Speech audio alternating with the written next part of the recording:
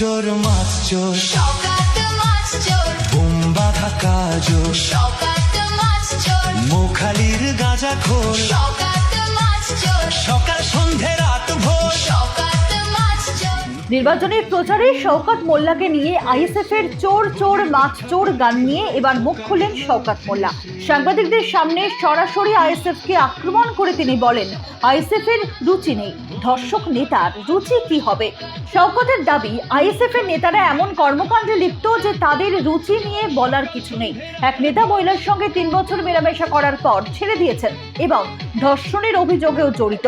শওকত মোল্লা আরো বলেন, দলের নেতাদের এই ধরনের কর্মকাণ্ড তাদের নৈতিক এবং রাজনৈতিক অবস্থানকে ক্ষতিগ্রস্ত করছে।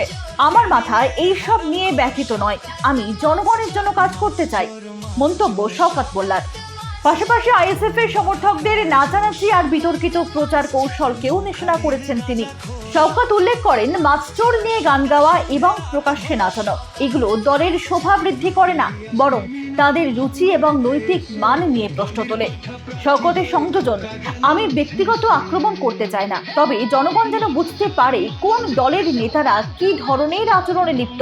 আমাদের লক্ষ্য শুধুমাত্র সুষ্ঠু নির্বাচন এবং জনগণের স্বার্থ রক্ষা করা।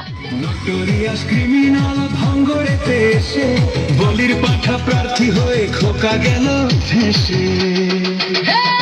মাছ চোর শওকত মাছ চোর বুম বাঁধা কাজোর শওকত মাছ চোর মোখালির গাঁজা খোর শওকত মাছ চোর সকাল সন্ধে রাত ভোর শওকত মাছ চোর। আইএসএফ এর কোনো রুচিবোধ বলে কিছু নেই।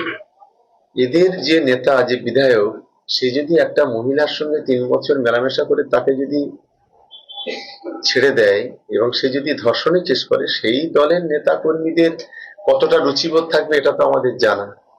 যার কারণে আমরা এ বিষয়ে খুব একটা গুরুত্ব দিই নাই। সে ওদের মতো যা বলছে বলুক না, মানুষই ঠিক করেছে তাদের মতদান এবং মানুষ আগামী দিনেও ঠিক করবে।